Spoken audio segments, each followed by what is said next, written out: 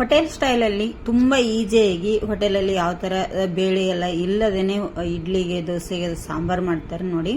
ಅದನ್ನು ಇವತ್ತು ನಿಮಗೆ ಸಾಂಬಾರು ಮಾಡಿ ತೋರಿಸ್ತಾ ಇದ್ದೀನಿ. ತುಂಬ ಅಂದರೆ ತುಂಬ ಚೆನ್ನಾಗಿರುತ್ತೆ. ನೀವು ಮನೆಯಲ್ಲಿ ಟ್ರೈ ಮಾಡಿ ಹೇಗೆ ಬಂದಿದೆ ಅಂತೇಳಿ ಕಮೆಂಟ್ ಮಾಡಿ.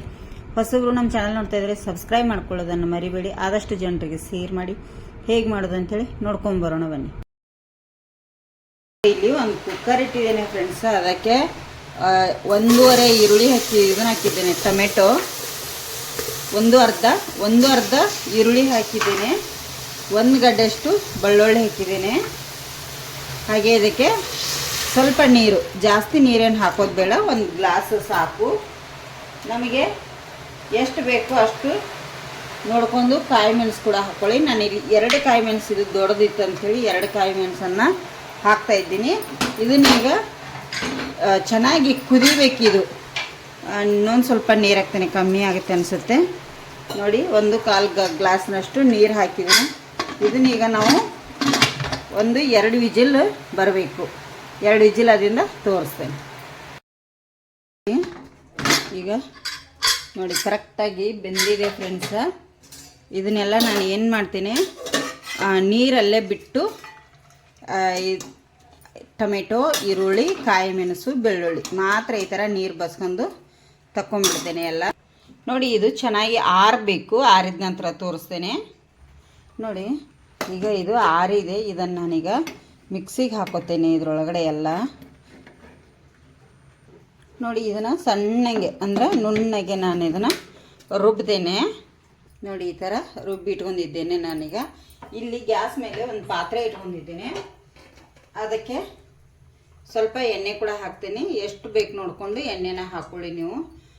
2 ಸ್ಪೂನ್ ಬೇಕಂದರೆ 2 ಸ್ಪೂನು, ನಿಮಗೆ ಎಷ್ಟು ಬೇಕೋ ಅಷ್ಟು ಹಾಕ್ಕೊಳ್ಳಿ ನೋಡಿ. ಇಲ್ಲಿ ಒಂದು ಅರ್ಧ ಟೇಬಲ್ ಸ್ಪೂನಷ್ಟು ಸಾಸಿವೆ, ಒಂದು ಅರ್ಧ ಟೇಬಲ್ ಸ್ಪೂನಷ್ಟು ಜೀರಿಗೆ, ಹಾಗೆ ಸ್ವಲ್ಪ ಕರಿಬೇವು ಸೊಪ್ಪು ನೋಡಿ, ಸ್ವಲ್ಪ ಬ್ಯಾಡಗಿ ಮೆಣಸು ಕಟ್ ಮಾಡಿ ಇಟ್ಟಿದ್ದೇನೆ. 1 ಗಡ್ಡೆ ಬೆಳ್ಳುಳ್ಳಿ ಕುಟ್ಟಿ ಹಾಕಿದ್ದೇನೆ. ಬೇಯಲಿಕ್ಕೂ ಕೂಡ ಹಾಕಿದ್ದೆ. ಇಲ್ಲಿ ಸ್ವಲ್ಪ ಕುಟ್ಟಿ ಹಾಕಿದ್ದೇನೆ. ಎಣ್ಣೆಯಲ್ಲಿ ಇದೀಗ ಚೆನ್ನಾಗಿ ಫ್ರೈ ಆಗಲಿ ನಮಗೆ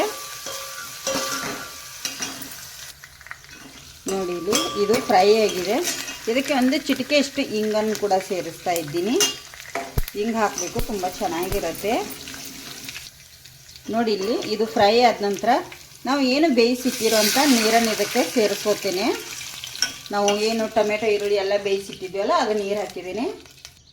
ಈಗ ನಾವು ಮಿಕ್ಸಿ ಮಾಡ್ಕೊಂಡು ಏನು ರುಬ್ಬಿಟ್ಟಿದ್ವಲ್ಲ ಟೊಮೆಟೊ, ಈರುಳ್ಳಿ, ಅದನ್ನು ಪ್ಯೂರಿನ ಇದಕ್ಕೆ ಸೇರಿಸ್ಕೋತೇನೆ ಎಲ್ಲ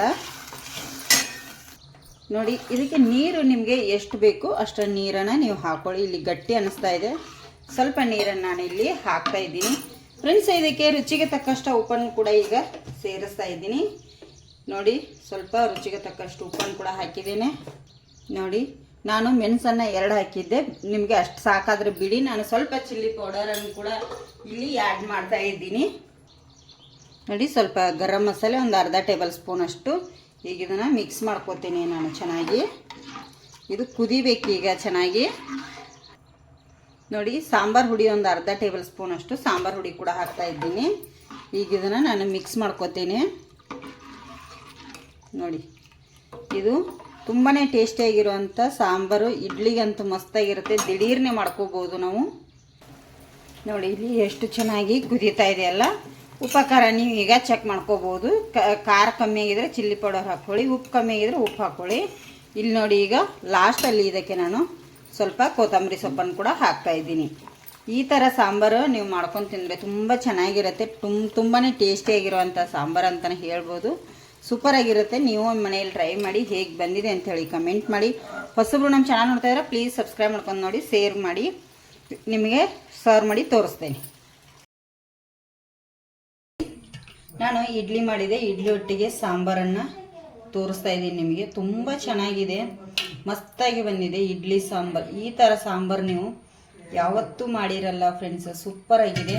ನೀವು ಮನೆಯಲ್ಲಿ ಟ್ರೈ ಮಾಡಿ ಹೇಗೆ ಬಂದಿದೆ ಅಂತೇಳಿ ಕಮೆಂಟ್ ಮಾಡಿ. ಹೊಸಬ್ರು ನಮ್ಮ ಚಾನಲ್ ನೋಡ್ತಾ ಇದ್ರೆ ಪ್ಲೀಸ್ ಸಬ್ಸ್ಕ್ರೈಬ್ ಮಾಡ್ಕೊಂಡು ನೋಡಿ.